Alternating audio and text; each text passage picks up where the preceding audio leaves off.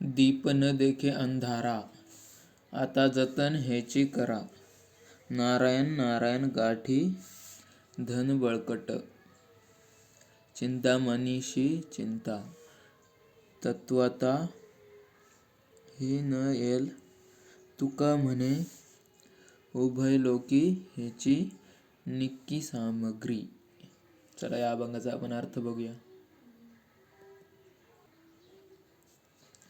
लोकांना उद्देशून महाराज उपदेश देत आहेत की दीप ज्याप्रमाणे अंधाराला पाहत नाही, सर्वदा प्रकाशमयच असतो, त्याप्रमाणे तुम्ही जीवनात राहावे.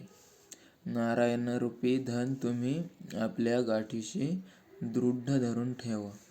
ज्याच्याजवळ चिंतामणी आहे, त्याच्यापाशी चिंता काही येत नाही, कधीही येत नाही. आणि इहलोकात किंवा परलोकात हरिप्रेम हीच उत्तम सामग्री आहे. बघा, खूप छान प्रकारे अर्थ सांगितलेला आहे. तर चला भेटूया पुढच्या अभंगामध्ये.